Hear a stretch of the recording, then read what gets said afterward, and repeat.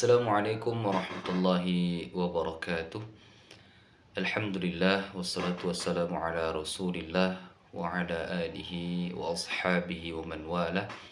Asyhadu an la ilaha illallah wa asyhadu anna Muhammadan abduhu wa rasuluh. Allahumma salli ala Muhammad wa ala ali Muhammad. Baiklah teman-teman sekalian, insyaallah di video kali ini kita akan mencoba membahas salah satu hukum tajwid, yakni hukum bacaan nun sukun dan tanwin, yang mana materi kali ini sangat penting sekali. Agar apa? Agar ketika kita membaca Al-Quran, ketika kita membaca kalamullah, kita akan bisa membacanya dengan baik dan benar sesuai dengan kaidah hukum tajwid. Teman-teman sekalian, mari sama-sama kita simak videonya kali ini. Baik teman-teman sekalian, langsung saja kita masuk ke dalam pembahasan materi hukum bacaan nun sukun dan tanwin. Pertama sekali, yang perlu kita ketahui adalah yaitu nun sukun dan tanwin itu sendiri. Apa itu nun sukun? Nun sukun adalah huruf nun yang tidak berharokat, baik terletak di tengah maupun di akhir kata. Contohnya adalah man, kemudian antum, kemudian minhum. Ya, di situ ada huruf nun matinya atau nun sukunnya. Kemudian pengertian daripada tanwin. Tanwin adalah dua harokat yang terdapat pada akhir suatu kata. Tanwin itu tersendiri atau tanwin itu sendiri terbagi menjadi tiga. Yang pertama fathahtain, yang kedua kasrahtain, dan yang ketiga dhammahtain. Contoh daripada tanwin itu adalah kitaban, rajulin, qalamun. Kitaban akhirnya berharokat fathahtain, rajulin di akhirnya berharokat kasrahtain, dan qalamun akhirnya berharokat dhammahtain. Itu seputar pengertian daripada nun sukun dan tanwin. Selanjutnya kita akan masuki kepada macam-macam hukum nun sukun dan tanwin. Hukum bacaan nun sukun dan tanwin itu terbagi menjadi 4. Yang pertama idhar halqi, yang kedua idgham. Idgham terbagi lagi menjadi 2. Yang pertama idgham bi gunnah, yang kedua idgham bila gunnah. Kemudian hukum bacaan yang ketiga adalah iqlab, dan yang keempat adalah ikhfa. Namun pada kesempatan kali ini insyaallah kita hanya membahas 2 hukum saja, yaitu izhar halqi dan idgham. Yang pertama izhar halqi.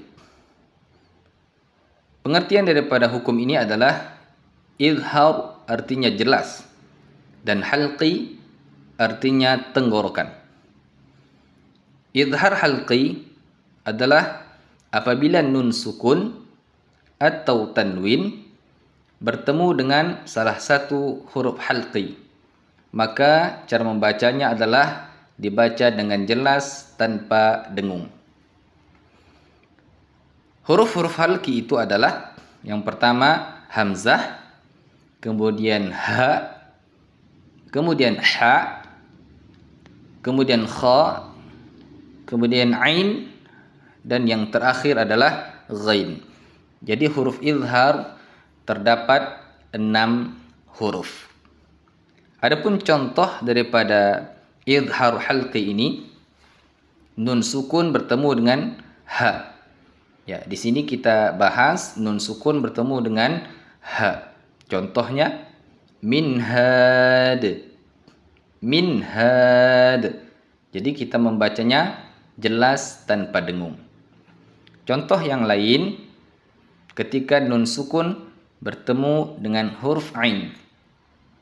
Contohnya adalah an'amta.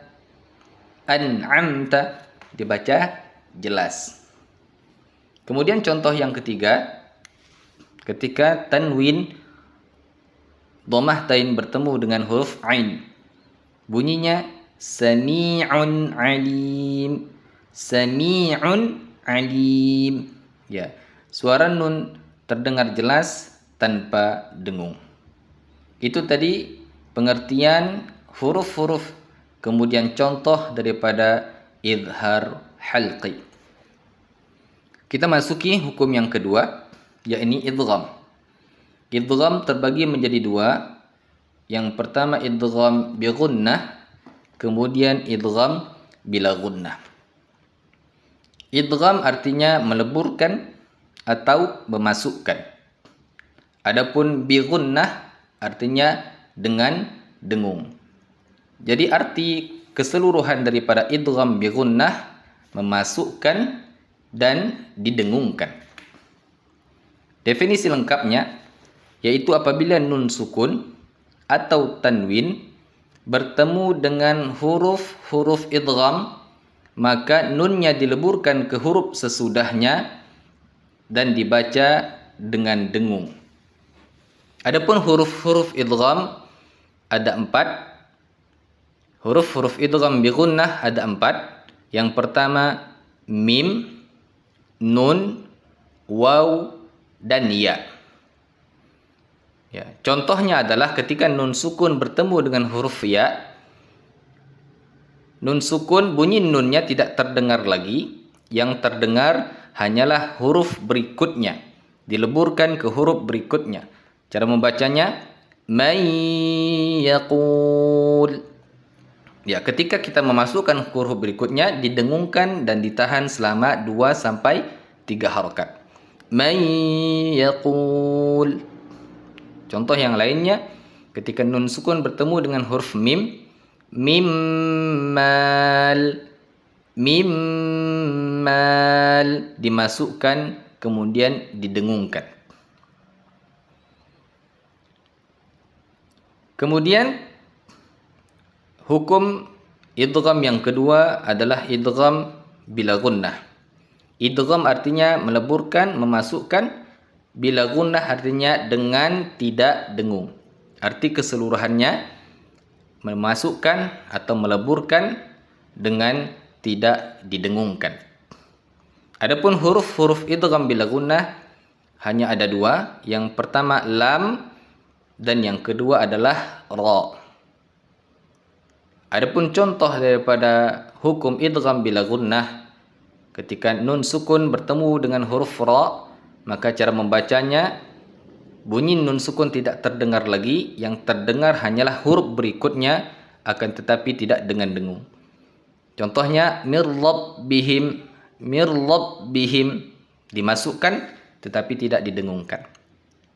Contoh yang kedua, ketika nun sukun bertemu dengan huruf lam, milladunhu, milladunhu, ya, dibaca langsung tanpa didengungkan. Baik teman-teman sekalian, cukup 2 hukum saja yang kita bahas pada kesempatan kali ini. Semoga 2 hukum yang kita pelajari bersama tadi bisa menjadi bermanfaat buat kita, dan ketika kita membaca Al-Quran bisa kita praktekkan sehingga bacaan kita menjadi baik dan benar dan bernilai di sisi Allah Subhanahu wa taala. Itu saja dari kami, semoga bermanfaat. Barakallahu li wa lakum. Assalamualaikum warahmatullahi wabarakatuh.